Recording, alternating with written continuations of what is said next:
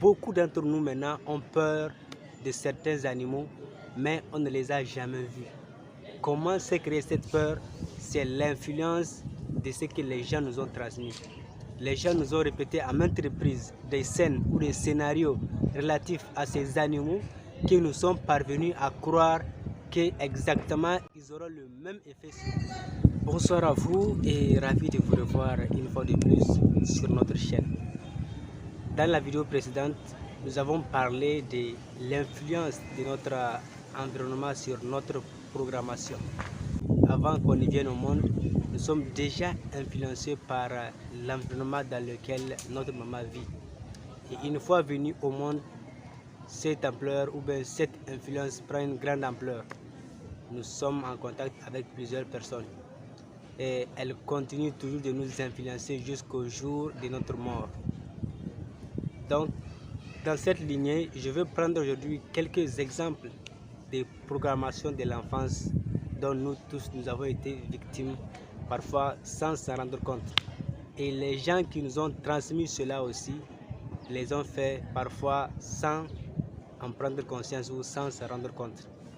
Prenons l'exemple d'un enfant qui joue à côté de ses parents et que l'enfant chute. L'enfant ne sait pas comment on réagit face à une chute. Qu'est-ce qu'il fait? Il regarde d'abord son parent. S'il voit que le parent est inquiet, il va commencer à pleurer. Parfois, certains parents, avant même que l'enfant ne tombe, ils vont ouvrir grandement la bouche, faire un grand cri.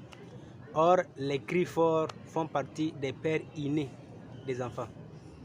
Donc, quand l'enfant voit que le parent est inquiet, lui aussi, il fera pareil, il va commencer par s'inquiéter et pleurer.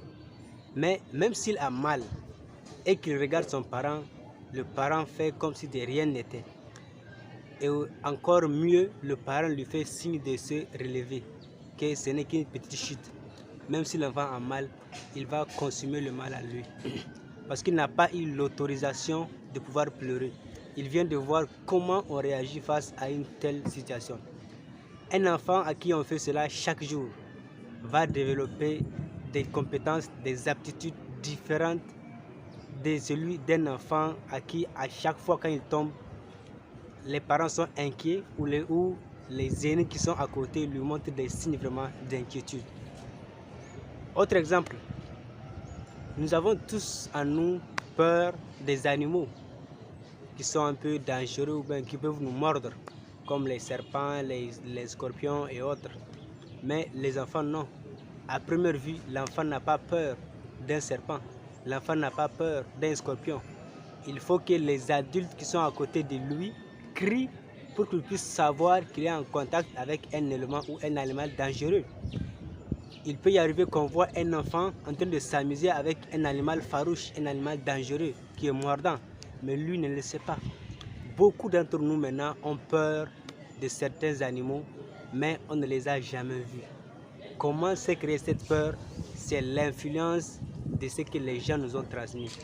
Les gens nous ont répété à maintes reprises des scènes ou des scénarios relatifs à ces animaux que nous sommes parvenus à croire qu'exactement ils auront le même effet sur nous. Nous n'avons jamais vu certains des animaux dont nous craignons, mais les gens nous ont transmis des idées, tout un ensemble de préjugés là-dessus et nous en avons fait nos vérités. C'est pourquoi adultes, il suffit que quelqu'un crie le nom d'un animal que la personne n'a jamais vu. La personne va commencer par crier. Pourquoi? Parce qu'elle a développé un caractère, une pensée, une croyance selon laquelle tel animal est dangereux.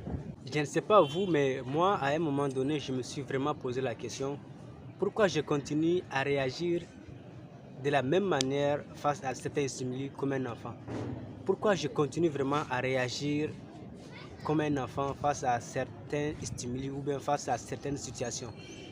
Je me suis en fait rendu compte à travers mes différentes recherches et formations que la programmation qui est ancrée en nous depuis l'enfance, elle continue son évolution jusqu'au jour où l'on se rend compte qu'elle est fausse ou bien qu'elle ne nous sert à rien.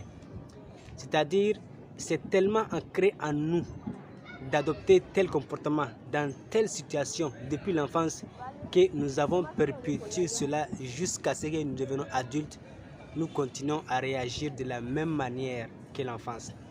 Parfois même en amplifiant l'ampleur des soi-disant dégâts ou bien de la soi-disant idée qu'on se fait de la chose ou de l'élément. Je donne un exemple. Si un enfant fait quelque chose de mauvais, l'une des manières pour les adultes de le lui faire savoir est de crier. Hey! L'adulte crie. Et un adulte qui fait la chose, si on lui crie dessus, il va adopter la même réaction que l'enfant, bien qu'il sait, bien qu'il est conscient que dans le pire des cas, on va le taper, il va pleurer et se taire et c'est fini. Mais l'enfant a tellement peur qu'on lui tape, l'enfant a tellement peur vraiment que quelque chose de douloureux lui arrive, que lui, il développe ou bien il amplifie cette peur. C'est la même chose pour l'adulte. Ce comportement est tellement ancré que ça devient automatique. Dès que nous faisons une tâche et qu'on nous crie, nous allons avoir les mêmes réactions que pendant l'enfance. Ça, c'est un exemple parmi tant d'autres.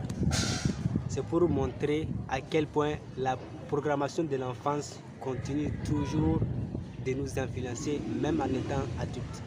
Dans les prochains modules, nous allons voir d'autres informations par rapport à la programmation et dans les prochaines, nous allons voir est-ce qu'il est possible de s'en débarrasser de certaines programmations qui sont ancrées en nous, de certaines attitudes, de certains comportements qui font partie de nous.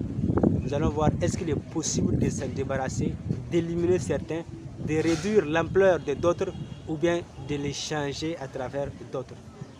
Donc, je vous remercie pour l'écoute. On se retrouve dans la nouvelle vidéo.